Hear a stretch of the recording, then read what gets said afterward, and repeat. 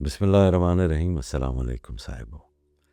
اسمائے الہیہ کی اس سیریز میں آگے بڑھنے سے پہلے ایک مرتبہ پھر آپ سے یہی گزارش ہے کہ ان پروگرامز کو اپنے پیاروں کے ساتھ اور جو یہ ذوق رکھتے ہیں اہل ذوق کے ساتھ ضرور شیئر کیا کیجیے تاکہ اللہ کے ان صفاتی ناموں کی روشنی ہر دل تک پہنچ سکے۔ تو صاحبو، آج ہم جس اسم کی بات کر رہے ہیں وہ ہے الغفار، وہ جو بار بار ڈھانپتا ہے، بار بار معاف کرتا ہے، بار بار بندے کو اس کی شکستگی سے اٹھا کر اپنے لطف کے سائے میں لے آتا ہے۔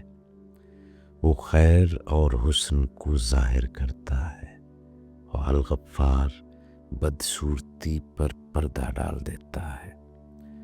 گناہ صاحبو صرف حکم کی خلاف ورزی نہیں، دل کی صورت میں بھی ایک بگاڑ پیدا ہوتا ہے۔ روح کی ہم آہنگی میں ایک دراڑ بھی ہے، باطن کے نور پر ایک فوگ اور ایک دھواں سا بھی ہے۔ اس لیے توبہ محض الفاظ کا احاطہ نہیں، توبہ وہ لمحہ ہے جب انسان اپنی اندرونی بدصورتی کو پہچان لیتا ہے، اسے اپنے لیے بھی ناگوار پاتا ہے اور پھر اپنے رب کے حضور جھک کر عاجزی کے ساتھ اس گناہ کی میل کو دھو دینے کی درخواست پیش کرتا ہے۔ جب دل پر گناہ کی دھول جمتی ہے تو آدمی کی نگاہ بدل جاتی ہے۔ جو چیز پہلے روشن لگتی تھی وہ مدھم ہونے لگتی ہے، عبادت میں لذت کم ہو جاتی ہے، دعا میں حضوری گھٹ جاتی ہے اور نفس اپنے عذر خود تراشنے لگتا ہے، اور یہیں پر الغفار کا دروازہ کھلتا ہے۔ وہ بندے کو رسوا کرنے کے لیے نہیں پکارتا، جگانے کے لیے پکارتا ہے۔ وہ بندے کو یہ شعور دیتا ہے کہ تو گرا ہے مگر دروازہ بند نہیں ہوا، تو اٹھ سکتا ہے۔ تو نے خطا کی ہے مگر راہ واپسی ابھی باقی ہے، بند نہیں ہو گئی۔ تو نے ہم آہنگی اور توازن کو توڑا ہے مگر اب بھی اس کو جوڑا جانا ممکن ہے۔ تو گنہگار کی مثال اس آدمی کی طرح ہے جو کسی گندی نالی میں گر پڑے۔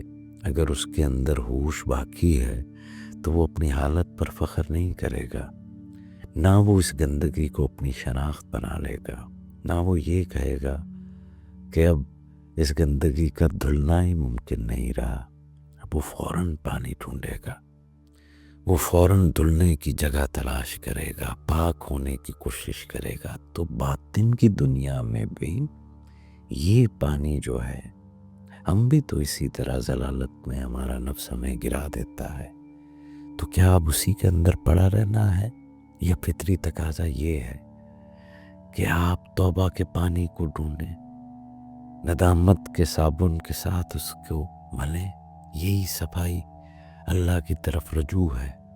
ہلاکت ان لوگوں کے لیے ہے جو اپنے اندر کی بو کو بھی محسوس کرنا چھوڑ دیتے ہیں، جو خطا کو خطا نہ سمجھیں اور جو اپنی سختی کو قوت سمجھ بیٹھے۔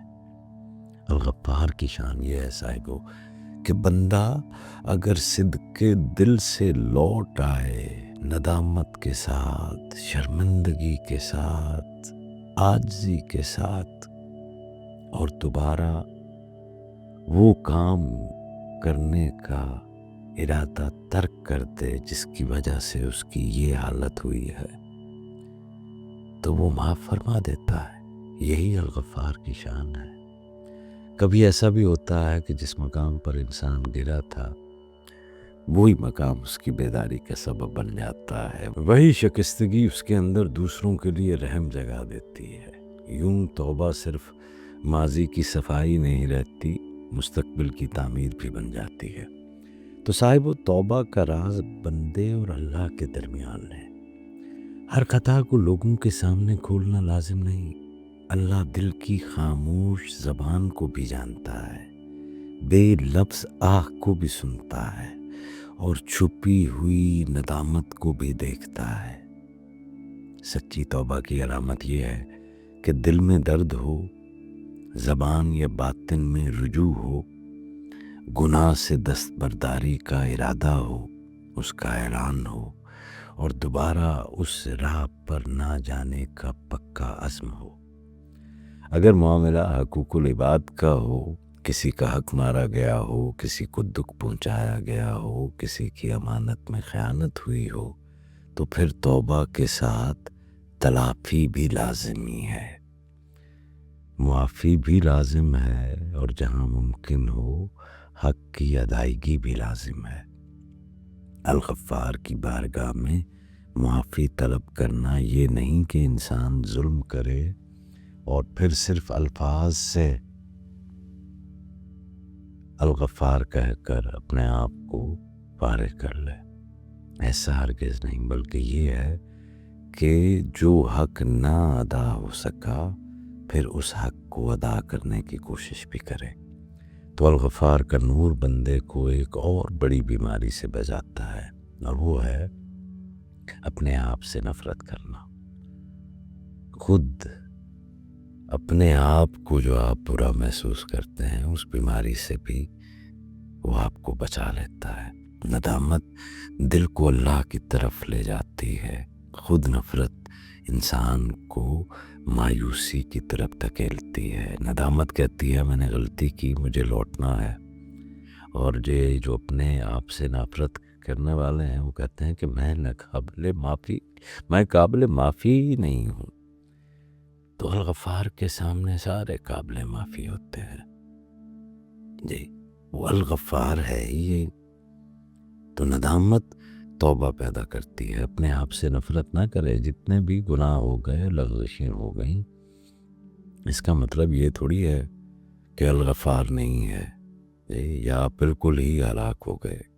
اس ہلاکت سے پہلے الغفار کے ساتھ جڑ جائیے۔ الغفار بندے کو سکھاتا ہے کہ اپنی خطا کو دیکھ مگر اپنے رب کی رحمت کو خطا سے چھوٹا مت سمجھ، اپنے عیب کو پہچان مگر اپنے رب کے پردے کو کمزور مت جان، اپنے کیے ہوئے گناہ پر رو مگر یہ مت سمجھو کہ امید کا دروازہ بند ہو چکا ہے۔ مغفرت کے معنی میں صرف معاف کر دینا نہیں ہے، ڈھانپ دینا بھی ہے، مرمت کر دینا بھی ہے۔ جیسے خشک مشکیزے کے سوراخ بند کر دیے جائیں تاکہ پانی پھر سے محفوظ ہو جائے، اسی طرح الہی مغفرت دل کے دروازوں کو بند کر دیتی ہے۔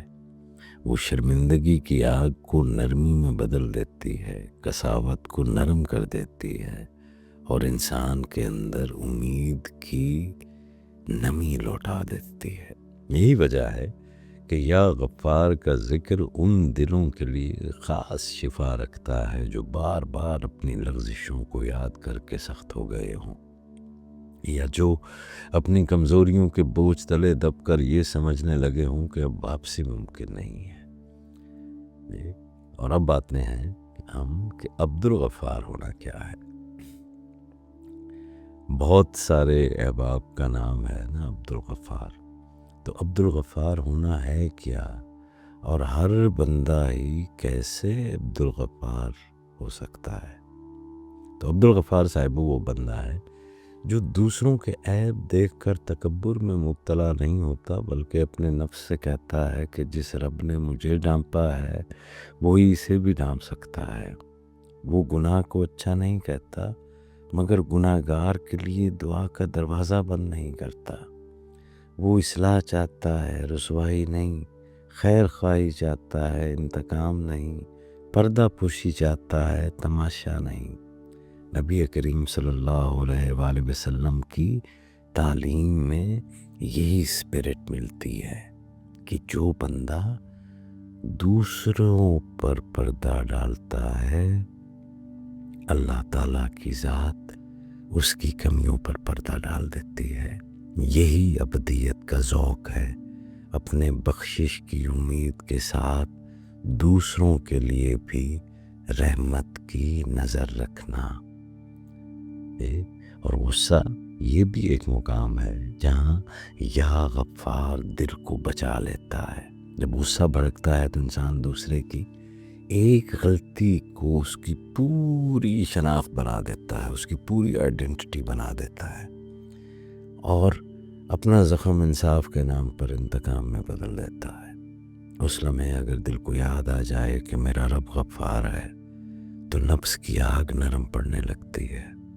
پھر فیصلہ بھی زیادہ کلیئر اور شفاف ہو جاتا ہے، کلام بھی آپ کا کم زہریلا ہوتا ہے، اور اصلاح کا دروازہ بھی بند نہیں ہوتا.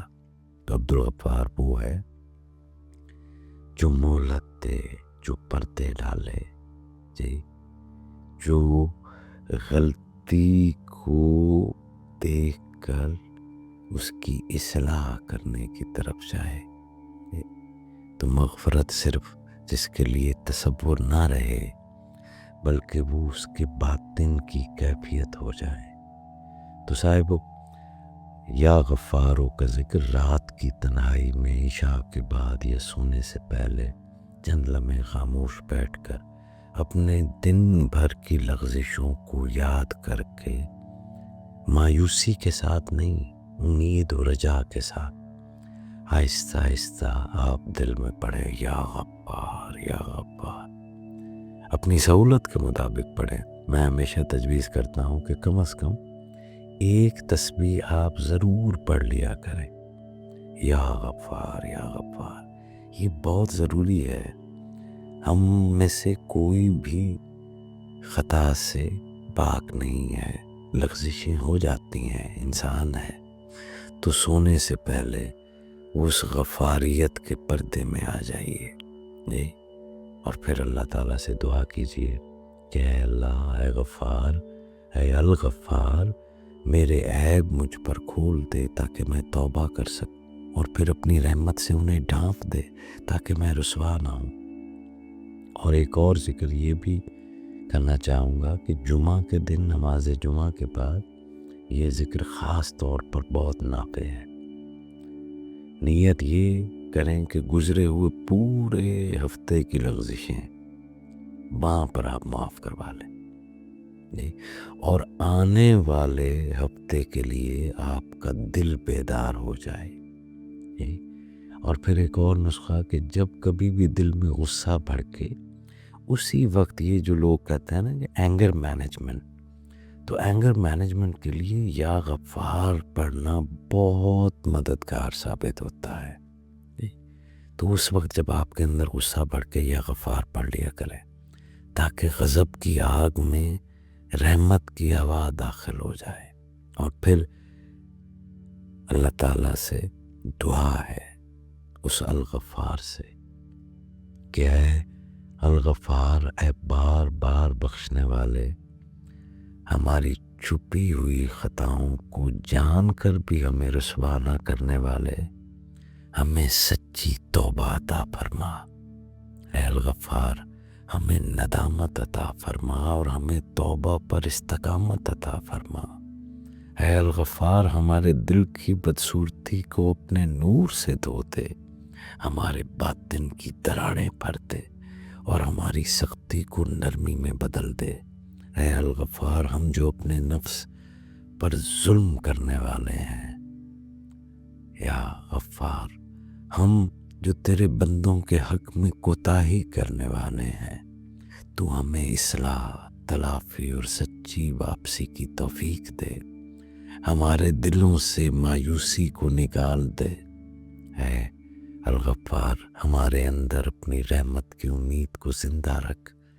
اے الغفار، ہمیں دوسروں کی لغزشوں پر پردہ ڈالنے والا، خیر خواہی کرنے والا اور معاف کرنے والا بنا تاکہ ہم تیری مغفرت کے نور کا کچھ ذائقہ اپنی زندگی میں بھی حاصل کر سکیں. اے غفار، ہمارے گزشتہ گناہ معاف فرما، موجودہ کمزوریاں سنبھال لے اور آنے والے فتنوں سے ہماری حفاظت فرما. آمین یا رب العالمین.